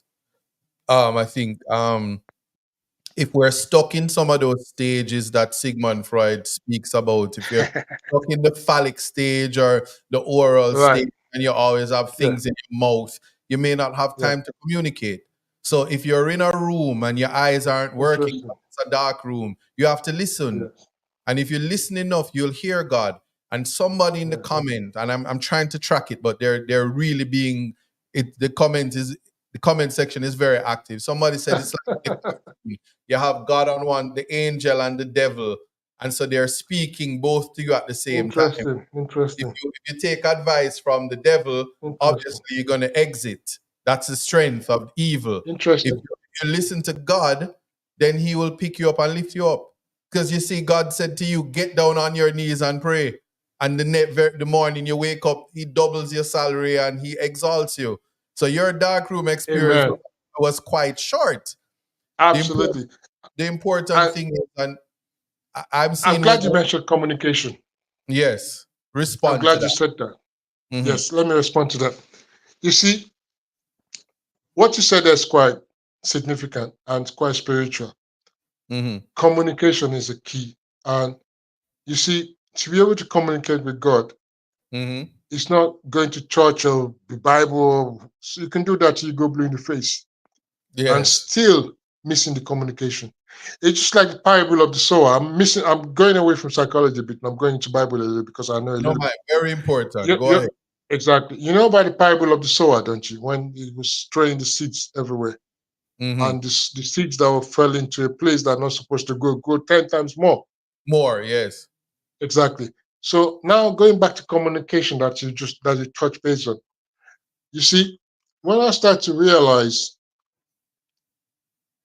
the importance of communication is, and when I'm saying I'm talking about communication with God. Yes. Yeah. Now to get to that level when you can hear those voices, the one that saved me, Hmm. even though it wasn't, even though it wasn't to to the level now, the level that it is now is a lot higher than back that time. When that Yes. situation happened was like 2015, 16. But now, because of I've trained my communication now to a level whereby I understand now fully what my purpose is. And I would Right. like to share this with you and the audience. To be able to really communicate and hear God's voice, you have to first of all start by being merciful to people around you. That's the key point of communication with God. Because God ain't going to come from heaven and land you. God are the people that He created here for Hmm. you, for The us. least So among us being may be God. exactly. So your mercy towards other people is the key to your voice and communication with God. So if you're merciful, the more merciful you are toward people, the more you be able to communicate with God. God will communicate with you in areas where you're in despair as well. Hmm. So it's just merciful. When you're merciful towards people and forgiving and giving them what in psychology call unconditional positive regard, unconditional love, they call it, other people call it, you will see the value and the direction from God. Mm. So a life of is philanthropy, charity, and mercy. Um, it's not No, so I'm just much asking because charity. all right. So certainly living in, I like to contextualize living in Jamaica. Mm, Poverty, people are so poverty stricken. You're walking mm, down the road, and of course you can't help everybody, but everybody mm, needs help. mhm. So a complete, if your heart is hardened, like God did to Pharaoh, then you won't have empathy, compassion, and you won't show mercy. But God, in a connection with God, you will recognize God's people and you will interact spiritually. Your heart will be moved, just like how God says, "Pray," and you have a headache. That inner pulling to say help this person, or be compelled to speak, so rejecting no one will is a pathway in an environment like this to ensure that you're interacting, as in doing God's duty by being selfless. Absolutely. Hmm. By being selfless. I think being selfless, it's the ultimate reason why we are here anyway. Because no Hmm. man is an island. No man's an island. Agreed. If Agreed. my exactly, if my boss wasn't around to treat me the way he did back then, or give me that experience, we won't be talking about God and this situation now. Hmm. So God will also You put people understand? in your life to mistreat you. Exactly. So the opportunities and the challenges Yes, are yes. actually there for a reason, to actually make us get close to God. Because the bad experience, the good experiences, sometimes it's not a good idea because you get so comfortable. It's the bad ones that challenges you, that actually makes you wide open and have that experience to be able to actually get closer, to have the power to get out of a dark room, or closer to God. Hmm. Because yeah, so those bad experiences are actually, how can I put it? It's it's not bad experience. It's bad when it's happening, Hmm. but because of how you respond to it, we then give you the wisdom you need to be able to get out of a dark room for next time. I appreciate that. We have about 3 minutes. I know the people want to interact with you. I also feel it in my soul that this won't be the last time you'll be on this program. This conversation is one that can happen over and over, in terms of guiding people mentally, physically, emotionally, spiritually. How can people find you on social media, or how can people interact you? Because the world is large and you're tucked away in the Absolutely. United Kingdom. um, it's I've got an email address, and I've got All right, you say my it and I'll type it in the comment section and we'll absolutely. start there. Okay, okay, Go ahead. Just say it. Let me see if I can type it real quick. okay, okay. It's Yeah. Clive. Clive. Uh-huh. Oh, he's gone. No, why? All right. Let's hope that he comes back before the time is out. Or I promise that I'll provide his details. Guess you guys wasn't supposed to get it. Yeah, so listen, contextualizers. Is that what we're calling ourselves? Somebody needs to tell us what we call ourselves. It can't be context matterers. But let me say this as a closing, as we get into the closing. I hope that he calls back. I think his phone died because even my battery went low. Clive Jide has blessed us with his presence and has told us about the dark room. I promise you it exists. And if you ever do fall into the dark room, even before you get to the dark room, reach out, speak to someone. You may speak to somebody that you don't think has the capacity to hear you, but I promise you that um, God will send you who you need to speak to, and you will hear the words that you need to hear to change your life. So do not be antisocial. Jide, please give us the information. You said Clive. Yes, it's Clive, and Yeah. it's Osinduna. OS. OS. Yeah. S for sugar, U for umbrella, Uh-huh. You. Yes. N for November, Uh-huh. D for Delta, Yes. I for Indigo, Yes. N for November, Mm-hmm. and A for Apple Mm-hmm. at hotmail.co.uk. At hotmail Yep. .co.uk. dot co Yeah. co No. Yeah. .co. dot uk. Correct. All right. So you guys can send an email and introduce yourself to Clive. I promise you, you won't regret it. It was a pleasure having you on Context Matters, and I knew that meeting you was divine intervention. And I thank you for gracing us with your presence. Um, Likewise. we Thank you. we will, and I'm getting messages on my phone about a continued discussion with you. I think that it is necessary because there are persons who are suffering in silence, and They don't have the money to go to a trained psychologist or a psychiatrist. They don't want to be perceived as mentally weak. They don't want to be perceived as mad. But people need an outlet. I would just encourage people to believe that your life has purpose, that whatever you're going through is the storm that is to mold and shape you to walk into your greatness. I believe that the change that is to come is here, and that we are responsible for taking charge of our lives. We deserve better. Poverty is a crime. It is a sin. It's happening everywhere in the world.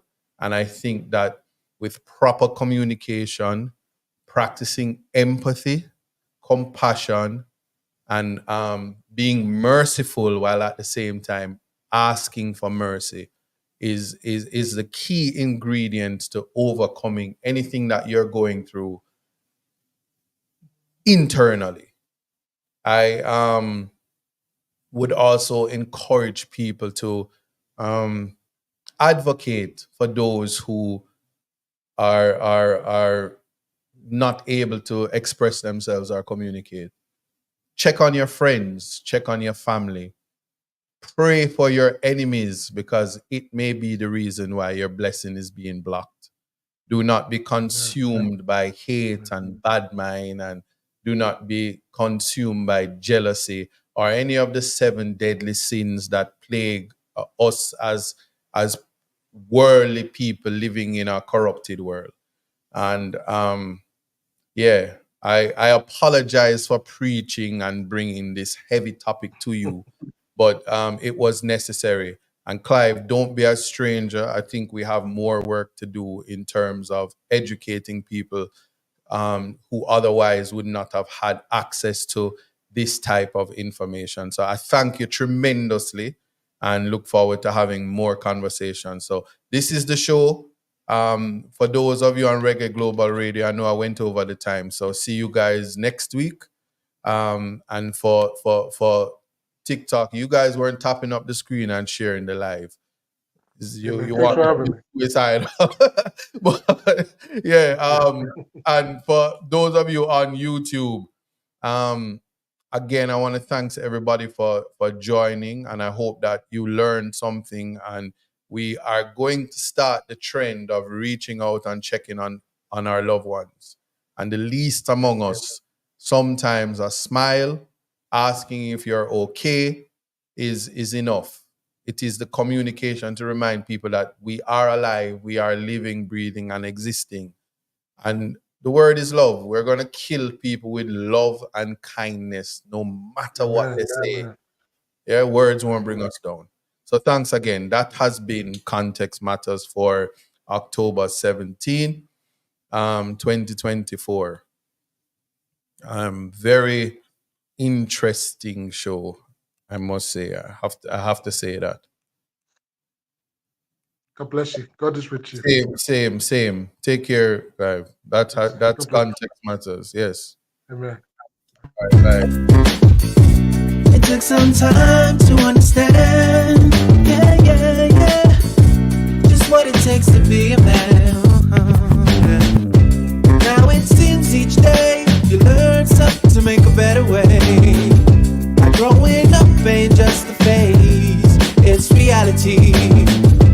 And sometimes it's hard to face the world with your head screwed on. But in time you will see, it comes naturally, like the hurt and the pain. It's a part of the game.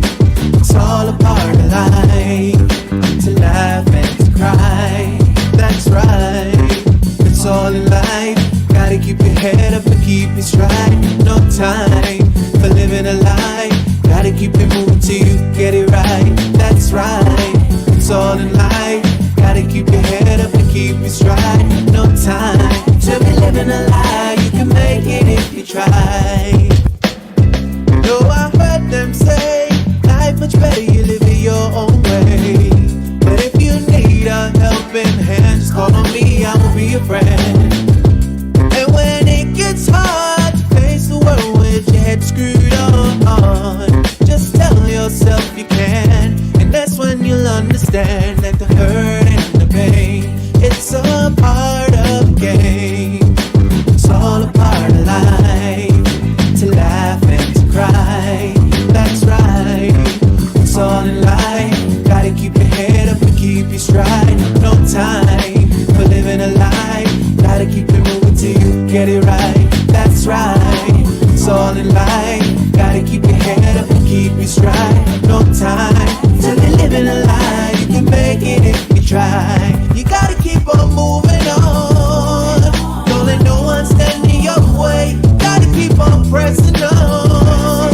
As we pray for better days, keep it moving. Moving to the next.